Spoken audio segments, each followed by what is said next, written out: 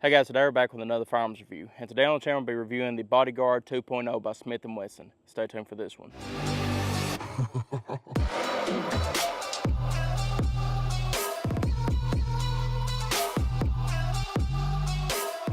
Alright guys, we're back. Once again today we're going to be reviewing the Bodyguard 2.0 by Smith & Wesson. This is a 380 automatic. Very interesting pistol. The Bodyguard 1.0, I actually had one for a little bit. Very interesting pistol, but this is the 2.0. As you can see here, they have a whole new design on it. They have new serrations all over the front and the back of it. A whole new, pretty much, grip texture on it as well. It feels like actually a full-size pistol in your hand whenever you have a 12+1 grip on it. We also have a 10-round magazine that comes with it as well from factory. You have really nice sights with a night sight in the front and a serrated black in the rear. We can get that to focus right there. Get a really good sight picture with it, and just a very interesting pistol overall. One of the best looking 380s I've seen on the market. But once again, 12-round magazine and a 10-round magazine. First, we're going to start out with a 12-round, and we're here at approximately 20 yards. So let's go ahead and take a few shots with it.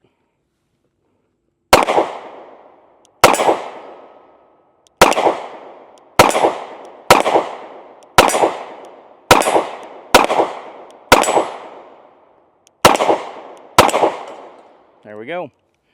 Alrighty, and we have held open, so we are empty.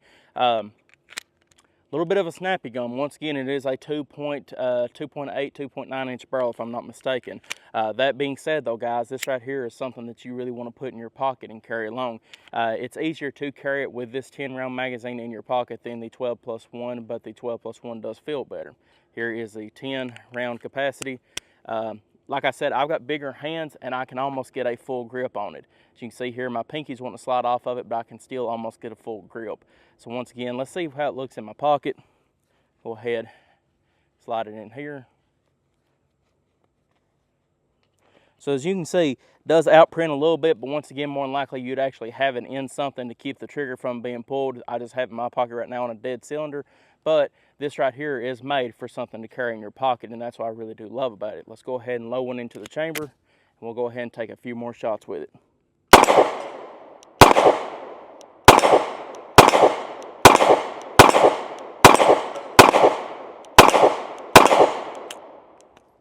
All right. It failed to hold open, which that's something that we seen a minute ago as well when I was loading the magazine. But here at 20 yards, that's a lot longer than most self-defense shootings occur in America anyway. And that's what this is mainly used for, is within 7 yards. But it just goes to show you with a 2.8 inch barrel, here still at 20 yards, we can almost get a hit every single time on a man-sized target. The reason that this is failing to hold back, from what I can tell here, we'll go show it this way. Whenever you hold it down, you're putting a little bit of pressure on the bottom of the magazine, so it's not wanting to catch on that empty, on that actual flare in here. But whenever you kind of push it up, well, it did work a minute ago anyway, but when we held up pressure on it, it did hold back. But for right now, this is not strong enough or not sitting high enough to hold the firearm back whenever it is empty. It did work when we first got the gun, but now that I guess we put a few rounds through it, springs loosened up just a tad bit and it's not working anymore, but it still does work with a 12+1. It might just be our magazine. Check with Smith & Wesson, but from my understanding, it is supposed to work. So let's go ahead and load it up a few more times and see what happens. All right, guys, we got it loaded up once again with a 12+1 round magazine. We're here now at 15 yards, a little bit closer, so let's see how well this handles under a little bit more speed.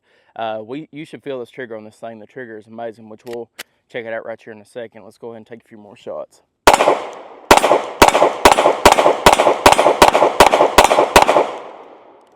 There we go, held open.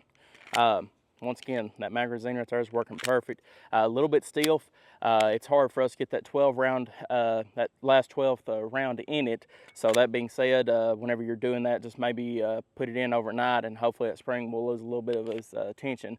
But here at 15 yards, as you can see, we hit it every time and pretty quick firing.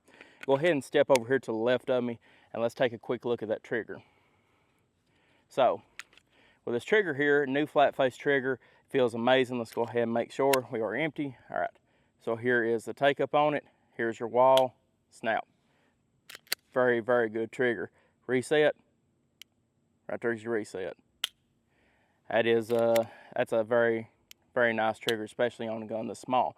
The first Bodyguard 1.0, I guess you would say, it was actually a hammer fire trigger, so you had a little bit of a different trigger pull. This is a striker fire, which is the new mechanism that most polymer guns are using nowadays, which, I mean, been around for a long time, don't get me wrong, but the thing about it is this new Bodyguard 2.0 is striker fired, which allows it to have that good trigger pull. One thing I have found about Smith & Wesson polymer pistols is that they have probably the best striker fired trigger in the actual gun community whenever it comes to your polymer firearms. Whenever you include Glock, SIG, don't get me wrong, you can get some good triggers out of them, but from factory, Smith & Wesson's about hard to beat on the triggers.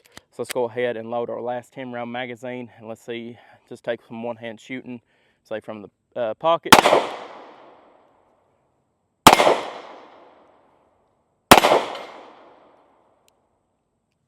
There we go.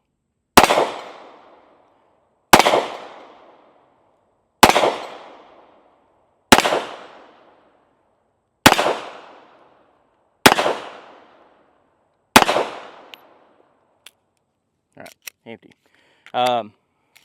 Guys, I'm telling you something. We did have a little bit, one failure right then. I did believe I limp wristed a little bit. Maybe, maybe not. I don't know. But that being said, though, overall, a very interesting little pistol. It's already worked better than the original Gen 1 LCP Ruger I had. But that being said, guys, very interesting pistol overall. And I enjoy the way it looks. I enjoy the way it feels in my hand. For it being that small of a pistol, once again, like a 0.49 of an inch, I guess you would say. So very, very slimline in the hand. Beautiful gun in general, and something that is any day better than a knife, 100%.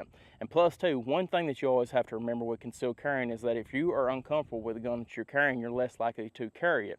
So would I rather have a 9mm, 40 cal, 45? Yes, I would. But at the same time, if I'm going to be leaving that gun at the house because it's uncomfortable with carry or prints or whatever else, then I would be better off with this gun all day long.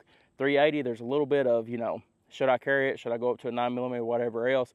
I personally would carry a 9mm, but it's still a very nice pistol. And if I'm wanting something to put in my pocket, or for a female to carry, or for somebody with arthritis, a little bit weaker hands, this pistol right here is hard to beat.